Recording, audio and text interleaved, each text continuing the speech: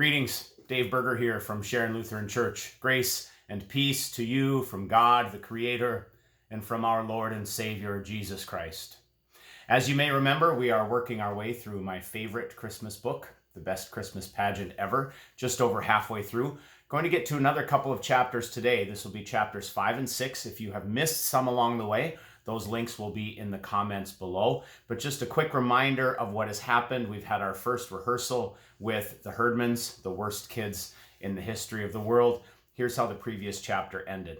They got so involved in it, wanted a bloody end to Herod, worried about Mary having her baby in a barn, and called the wise men a bunch of dirty spies. And they left the first rehearsal arguing about whether Joseph should have set fire to the inn or just chased the innkeeper into the next county. Chapter 5. When we got home, my father wanted to hear all about it. Well, Mother said, just suppose you had never heard the Christmas story and didn't know anything about it, and then somebody told it to you. What would you think? My father looked at her for a minute or two, and then he said, well, I guess I would think it was pretty disgraceful that they couldn't find any room for a pregnant woman except in the stable. I was amazed. It didn't seem natural for my father to be on the same side as the Herdmans. But then it didn't seem natural for the Herdmans to be on the right side of a thing. It would have made more sense for them to be on Herod's side. Exactly, Mother said. It was perfectly disgraceful. And I never thought much about it. You hear all about the nice warm stable and all the animals breathing and the sweet smelling hay, but that doesn't change the fact that they put Mary in a barn. Now, let me tell you, she told my father all about the rehearsal, and when she was through, she said, it's clear to me that deep down, those children have some good instincts after all. My father said he couldn't agree more. He couldn't exactly agree. According to you, he said, their chief instinct was to burn Herod alive. No, their chief instinct was to get Mary and the baby out of the barn. But even so, it was Herod they wanted to do away with, and not Mary or Joseph. They picked out the right villain. That must mean something. Maybe so. My father looked up from his newspaper. Is that what finally happened to Herod? What did happen to Herod anyway? None of us knew.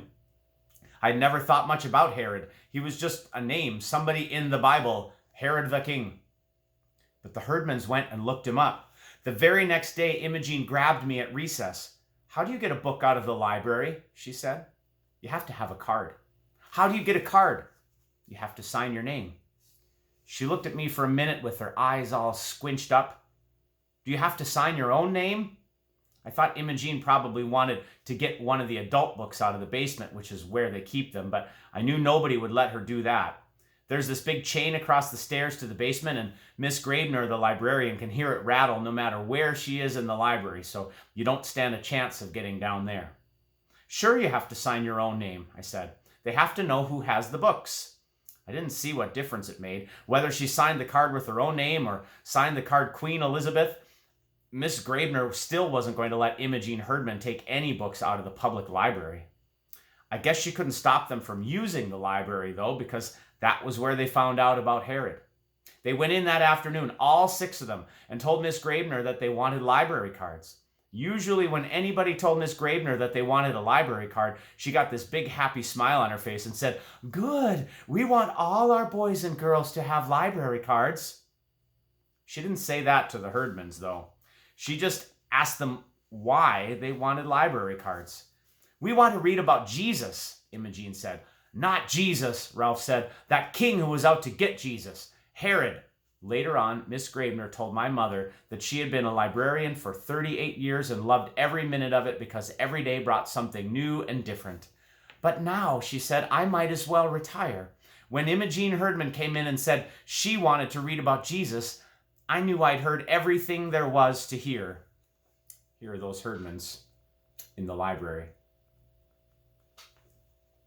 At the next rehearsal, Mother started, again, to separate everyone into angels and shepherds and guests at the inn, but she didn't get very far. The Herdmans wanted to rewrite the whole pageant and hang Herod for a finish. They couldn't stand it that he died in bed of old age. It wasn't just Jesus he was after, Ralph told us. He killed all kinds of people. He even killed his own wife, Leroy said. And nothing happened to him, Imogene grumbled. Well, he died, didn't he? Somebody said. Maybe he died a horrible death. What did he die of? Ralph just shrugged. It didn't say. Flu, I guess. They were so mad about it that I thought they might quit the pageant. But they didn't. Not then or ever. And all the people who kept hoping that the Herdmans would get bored and leave were out of luck. They showed up at rehearsals right on time and did just what they were supposed to do.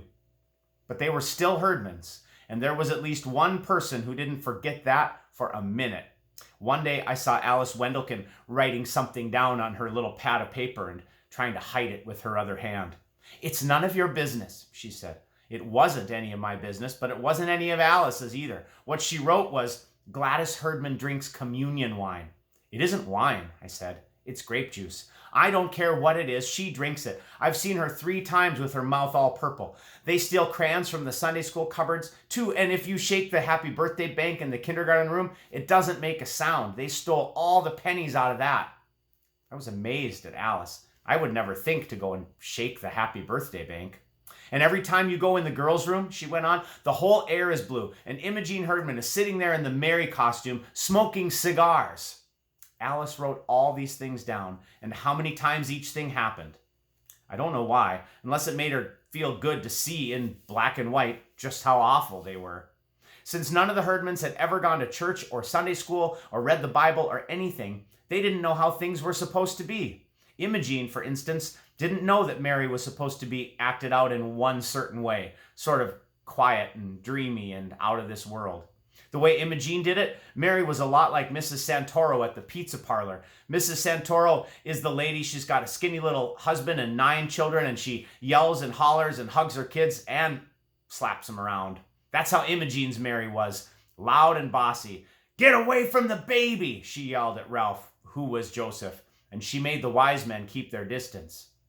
The wise men want to honor the Christ child, Mother explained for the 10th time. They didn't mean to harm him, for heaven's sake. But the wise men didn't know how things were supposed to be either, and nobody blamed Imogene for shoving them out of the way. You got the feeling that these wise men were going to hustle back to Herod as fast as they could and squeal on the baby out of pure meanness. They thought about it too. What if we didn't go home another way? Leroy demanded. Leroy was Melchior.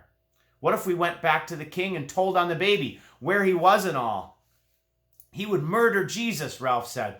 Old Herod would murder him. He would not.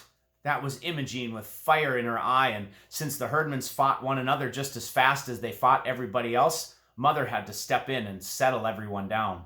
I thought about it later, though, and I decided that if Herod, a king, set out to murder Jesus, a carpenter's baby son, he would surely find some way to do it. So when Leroy said, what if we went back and told on the baby? It gave you something to think about. No Jesus. Ever. I don't know whether anybody else got this flash. Alice Wendelkin, for one, didn't. Here they are, right in the middle of rehearsal. I don't think it's very nice to talk about the baby Jesus being murdered, she said, stitching her lips together and looking sour. That was one more thing to write down on her pad of paper, and one more thing to tell her mother about the Herdmans, besides the fact that they swore and smoked and stole and all. I think she kept hoping that they would do one great big sinful thing, and her mother would say, well, that's that, and get on the telephone and have them thrown out. Be sure and tell your mother that I can step right in and be Mary if I have to, she told me as we stood in the back row of the angel choir. And if I'm Mary, we can get the Perkins baby for Jesus. But Mrs. Perkins won't let Imogene Herdman get her hands on him. The Perkins baby would have made a terrific Jesus, and Alice knew it.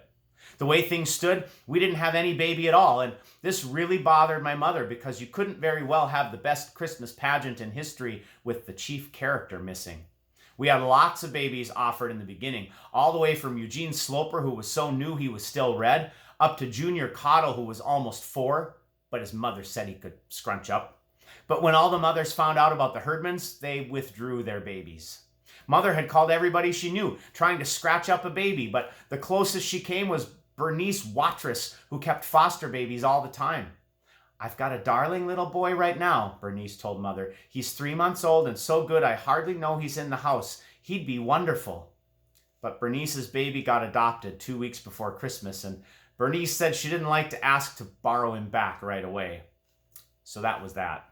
Listen, Imogene said, I'll get us a baby.